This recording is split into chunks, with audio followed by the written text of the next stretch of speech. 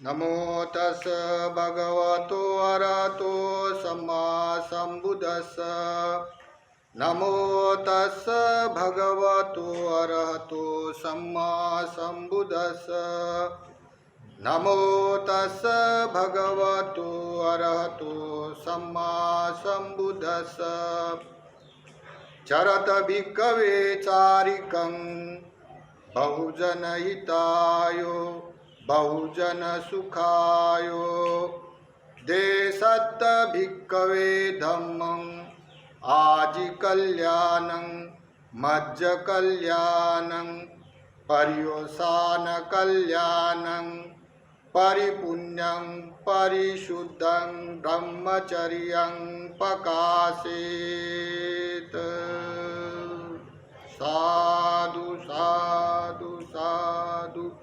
महाकारुणिक सम्यक संबुद्ध, लोकविदु, लोक और लोक के रहस्य जानने वाले, जिन्होंने सद्धम्म प्रकाशित किया हुआ है, उस धम्म में समर्पित ब्रह्मचर्या करने वाले आर्य सावक संघ तीन रत्नों के प्रति शीर्षा वंदन करते हुए विद्यमान भिक्षु संघ, समन संघ, निब्बान के हेतु मंगल कामना करते हुए आज विशेष रूप से जो आज भारतीय संविधान से बुद्ध धर्म सुरक्षित करने वाले डॉक्टर आम्बेडकर, उनके प्रति गौरव करते हुए उनके धम्म क्रांति में समर्पित, और आज की स्थिति में जो लोगों ने दान कर दिया, जैसे सुपिन सेन यासिका के परिवार के लोगों ने आज की स्थिति का दान कर्म किया है, उस दान कर्म में सहभाग देने वाले सभी इनाववासी, इनाव नगर के सभी उपासक उपासिका, धम्म के दायत, जो उपोषित करने वाले, और आज का धम्म देशने का वीडियो में जो हेल्प करने वाले सेन के पिताजी, इन सब के प्रति मंगल कामना करते हुए बोला गया है, चरत भिक्खवे चारिकम बहुजन हितायो बहुजन सुखायो। देशत भिक्खवे धम्मम आजि कल्याणं मज्ज कल्याणं पर्युषाण कल्याणं परिशुद्धं परिपूर्णं ब्रह्मचर्यं प्रकाशेत। ये गाथा जिस टाइम भगवान ने धम्म प्रकाशित करने निकले, तब अरहंतों की संख्या में बहुत अधिक संख्या हुई थी, तो ये 61 भिक्षु को लेके ये गाथा बोला गया है, चरत भिक्खवे चारिकम। भिक्षु जिस दिशा में दो दो नहीं जाना, एक एक जाना, ताकि प्रचार हो जाए करके। तो बहुजन यानी बहुत लोगों के ऊपर अनुकंपा करे। ये धम्म जो प्रकाशित किया है, ये धम्म पहले भी कल्याणकार है, मध्यम भी कल्याणकार है और अंत भी कल्याणकार है। इसमें ब्रह्मचर्या करने में परिशुद्ध है, परिपूर्ण ब्रह्मचर्या का अर्थ आ जाता है। इसमें अरहंत होना संभव है, ऐसा धर्म गाथा को लेके तथागत ने बोला है। तब से लेके ये बुद्ध शासन में 3,500 साल हुए हैं, अभी तक चिरस्थायी धम्म चल रहा है। तथागत ज़्यादा काल नहीं रहते, लेकिन उसके बाद जाने के बाद भिक्षु संघ ने इतना प्रचार किया है। न जाने जम्बू द्वीप में, Thailand, Laos, Burma, Sri Lanka, China, Japan, बहुत सारे अन्य ने 72 कंट्री में धर्म गया है, वो धर्म प्रकाशित हुआ है भिक्षु के कारण। तो भिक्षु ये सभी लोगों के ऊपर, मनुष्य और देव के ऊपर अनुकंपा करते हुए धर्म प्रकाशित करते हैं। तो न जाने कितने कितने हालत में धम्म प्रकाशित किया हुआ दिखाई देता है। लंका बेट में जब कोई 8 साल बरसात नहीं हुई थी, उस बेट पर लोगों ने, भिक्षु लोगों ने पेड़ के पत्ता खा के समझना करते हुए लोगों ने वो धम्म सुरक्षित रखा है मुखतगत। बहुत सारे घटना ऐसे भिक्षु लोगों ने धम्म प्रकाशित करने के लिए, चिरस्थायी बढ़ाने के लिए अपना योगदान दिया, ऐसा दिखाई देता है। तो जैसे ये काल की घटना है, एक भिक्षु अभी उनका मार्गफल का परिपूर्ण हो जाने के बाद प्रचार हेतु भिक्षु लोगों का अर्थ हो जाता है, तो वो भिक्षु अपना प्रचार हेतु एक गांव में गया। एक गांव में जाने के बाद वो दरी कुंदरा में गुफा में रहने लग गया और गांव-गांव जाके जितने भी गांव होंगे उतने गांव में चारिका करने के लिए जाता है, दक्षिणा देने के लिए जाता है। ऐसा करते हुए वो भिक्षु बीमार हो गया। बीमार हो जाने से वो गुफा में रहता है, एक काट में रहने वाला है, एक ही है, उसके पास कोई ब्रह्मचारी नहीं है। तो इसी कारण वो बीमार हो गया। बीमार हो जाने से वो चारिका करने के लिए नहीं जा पाया। इसी कारण वो भोजन न खाने से अत्यंत कुपोषित हो गया। तो वो कुपोषित हो जाने के कारण वो चल नहीं सकता है। तो 2-3 दिन वो वैसा ही रहा। ऐसा ही रहने से उसके मन में आ गया है, तो देखो कोई काल में भी भिक्षु जैसा भिक्षु बन जाता है ना, तो भिक्षु ऐसा ही नहीं बनता, अन्य जन्म से ये उपासक देय दान देने वाला दायद रह चुका होता है। इसी कारण उसको देने वाला भी उत्पन्न हो जाता है।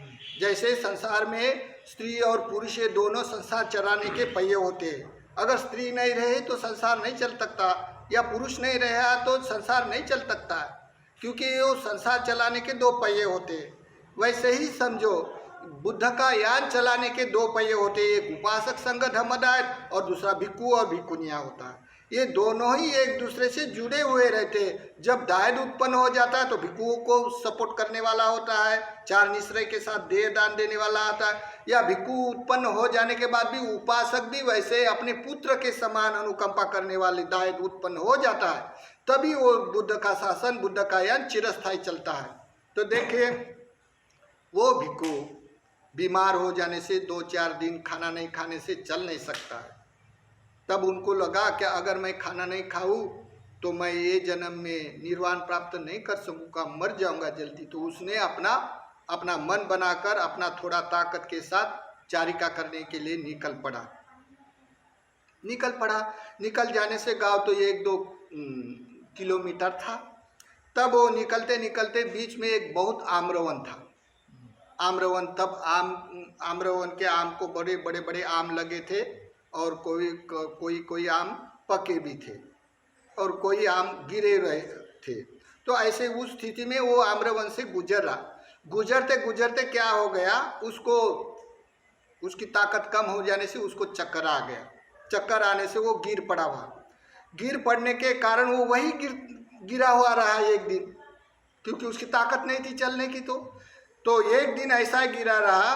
तब वो दूसरे दिन उस गांव का धम्माचारी, धम्म का दायद मुखिया था, वो रोज 4 बजे अपना वाला शेर करने के लिए निकलता है। तो उसके आम्रवन में भी जाता था। तो वो शेर करने के लिए आया। आने के बाद अभी सवेरे सवेरे घूम रहा, घूमते घूमते उसको क्या हुआ, चिवरधारी कोई गिरा हुआ दिखा। देखने के बाद उसके मन में भावना हो गई। भावना हो जाने से वो आया। आने के बाद जैसा सोया है वैसा उनको लगा क्या कोई सोया तो नहीं है होता है, लेकिन इतने समय तो भिक्षु नहीं सो सकता, ऐसा सोचा है। सोचने के बाद उसने क्या किया, वही जगह सोते समय उसने अपना वाला 3 बार वंदना किया। उनकी वंदना करने के बाद आवाज़ लगाता है, भंते भंते करके, तो भंते उठ नहीं रहा। तो उनको स्पर्श करने से, हिलाने से वो जग गया। जग जाने से उठा। उठने के बाद फिर और उनको भिक्षु को संघ वंदना किया, बुद्ध वंदना, धम्म वंदना, 3 बार वंदना करने के बाद कुशल से पूछता है, भंते आप लोग सोए थे क्या, कोई बीमार रोगी होने के कारण आप लोग गिर गए थे? तब पूछता है। तो भंते बोलता है, मैं 2-3 दिन बीमार हो जाने से चल नहीं सकता हूँ। अभी गांव में पिंडपात करने के लिए जा रहा हूँ तो मैं गिर गया, लेकिन मुझे समय का पता नहीं, आज गिरा हो कि कल गिरा। ऐसा बताते समय वो दायद के मन में ऐसा अपना वाला हृदय कंपित होकर आँख में आंसू आ गया। बोलता है, भंते आप कल से गिर चुके हैं, आपके पेट में खाना नहीं है, तो यहाँ तो बहुत सारा आम्र है, आम्र में तो बहुत सारे पके पके आम गिर चुके हैं, आप लेके थोड़ा खा लेते थे तो आपको एनर्जी हो जाती थी, ताकत आ जाती थी। देखो ऐसा बोलने से वो भंते बोलता है, देखो दायद, मैं शील पर प्रतिष्ठित हूँ और ये आम्रवन मेरे नहीं है। मेरे नहीं होने से जो कोई दान देगा तभी मेरे हो जाता है। तो मैं तो किसी का बिना दिया हुआ नहीं ले सकता हूँ, और मैं ऐसे लिया तो मुझे अधीन न दाना, मेरा वाला चोरे कर्म का अकुशल कर्म हो जाता है। इसी कारण हम किसी के आम को, किसी की वस्तु को हाथ नहीं लगाता है। देखो ऐसा बोलने से वो डायट के मन में आ गया, रोना चालू कर दिया। वो डायट ने बोलता है देखो कितना भक्ति शीलवान होते हैं, अपना मरण कबूल करते हैं लेकिन सील को भंग नहीं होने देते। देखो दिए बगैर वो दान नहीं ले सकता है। तभी उसके मन में ऐसा भाव उत्पन्न जग गया, वो भंते के प्रति उठा और अपने कपड़े में वो 4-5 आम उसने जमा कर दिया। जमा करने के बाद वो भिक्षु को दान कर दिया। दान करने के बाद जब का तभी उसने याचना किया दान करने की, और तभी का तभी वो भिक्षु ने दान का उसका अनुमोदन कर दिया। देखो तब वो दायत निहाल होके बैठा रहा। बैठने के बाद पूछता है भंते आप लोग कहाँ रहते हैं? तो बोलता है मैं वो जो गुफा है, गुफा में रहता हूँ मैं। ऐसा बोलने से उसके मन में आए भंते में तो ताकत नहीं है और मैं खान पान 4 निश्र की सभी व्यवस्था करूँगा। वो तो चल नहीं सकता। वो खड़ा हो गया दायत। खड़ा हो जाने के बाद वो भंते को बोलता है भंते अपना हाथ ऊपर करो। ऐसा हाथ ऊपर करने से वो छोटा भंते था, राजा बड़ा हैंडसम था, तो वो छोटा भंते होने से, पतला होने से उन्होंने झट से अपने खांधे पर ले लिया। देखो धम्म का दायद होता है, बच्चे के उतना स्नेह नहीं करता, उसने संग के प्रति स्नेह करता है दायद को, जिसका जन्म होता है दायद होना। तो उसने खांधे पे ले लिया भिक्षु को और बोलता है किधर से रास्ता जाता बताओ। तो वो भंते चुपचाप रह गया और वो दिशा देखता है, वैसा वो गुफा की तरफ राजा चल रहा है। जैसा जैसा रास्ता जाता है गुफा की तरफ वैसा जा रहा। जाते जाते क्या हो गया, वो भिक्षु के मन में आ गया देखो ये राजा होकर मेरे पिताजी के समान है, फिर भी उसने मेरे को खांधे पे उठाया, मुझे चलना नहीं आता है। तो कितना धम्म का सिद्धांत होता है, कितने धर्म पे आरूढ़ होते हैं लोग, कितना बुद्ध का शासन पहले भी कल्याणकार होता है, मध्यम भी कल्याणकार होता है, अंत भी कल्याणकार होता है। ऐसी उसकी भावना हो गई। देखो भावना होते होते सभी उसी समय वो सोतापन्न का मार्ग का साक्षात्कार हो गया वो भिक्षु को। देखो अभी न जाने लोग साक्षात्कार होने के लिए बैठते रहते हैं, लोग अनित्य बोलो अनित्य बोलो। साक्षात्कार कैसा हो जाता है बुद्ध शासन में सब इतिहास में दिखाई देता है, फिर भी लोग मानते नहीं, जानते नहीं। फिर क्या होगा, वो राजा चलते चलते गुफा आ गई। गुफा आ जाने से रास्ते में उसने 2-4 सोतापन्न के बाद साक्षात्कार होता, रास्ते में वो साक्षात्कार करते करते चला। अभी आखिरी का अरंतों का साक्षात्कार होने का था। तो जैसे उसके भिक्षु के मन में आया तो बोलता है राजा को, राजा मैं तो तेरे पुत्र के समान हूँ, फिर भी तुमने अपने खांधे पे क्यों उठाया? तो वो दायद बोलता है या बुद्ध शासन है, उपासकों भिक्षु अपने अपने कर्म नियोजित होते हैं। मैंने आपको खांधे पे लाया तो मेरे ऊपर अनुकंपा करने के लिए लाया, ये मेरा कर्म है। अगर मैं कर्म नहीं होऊंगा तो मैं अर्थ तक नहीं चला जाऊंगा। ऐसा बोलते वक्त उसके मन में, भिक्षु के मन में बहुत हृदय कंपित हुआ।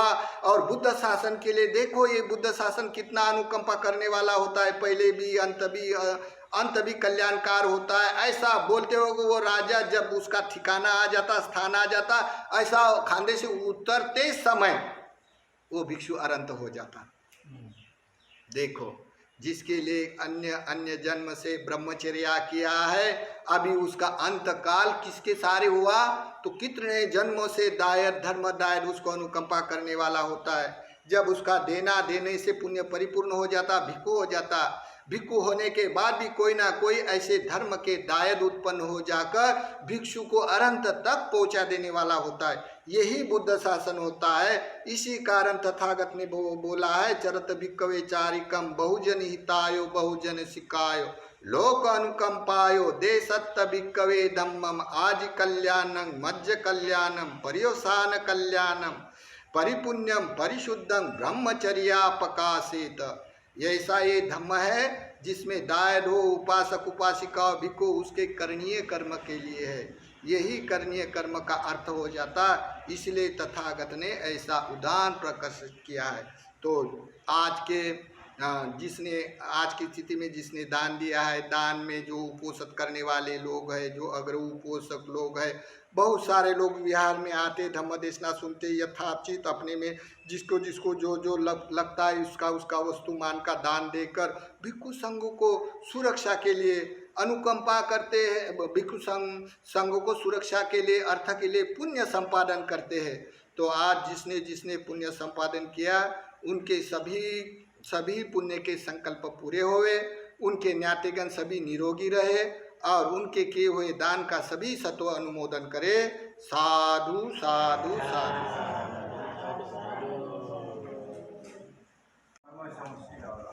जगत विख्यात मधु पूर्णिमा उपासक उपासिका भिक्षु भिक्षुनिया के लिए बहुत महत्वपूर्ण पूर्णिमा मानी जाती है। और ये पूर्णिमा के दिन इनाम नगर के सभी उपासक उपासिका, धम्म के दायक, पुजारी, गांव के प्रतिष्ठित व्यक्ति बिहार में आके स्पर्धात्मक रूप से दान करते हैं। देखो ये दान करने का सिस्टम है। ये देखो अपने घर से सभी वस्तुमान जैसे फूल फल फ्रूट सभी वस्तुमान लेके अपने अपने घरों से स्पर्धात्मक रूप से दान देकर दान का अनुमोदन करवाते हैं, ताकि आज का जो इतिहास घटना है, इतिहास घटना को चिरस्थायी बढ़ाने के लिए और उन घटना के अवसर में अपना पुण्य संचित बढ़ाने के लिए, धर्म चिरस्थायी बढ़ाने के लिए स्पर्धात्मक रूप से दान दिया जाता है। तो ये उपासक उपासिका अरुणाचल का बुद्ध विहार में पाया जाता है। और ये गांव के प्रतिष्ठित व्यक्ति पूजा यहाँ का भिक्षु संघ और ये बुद्ध विहार।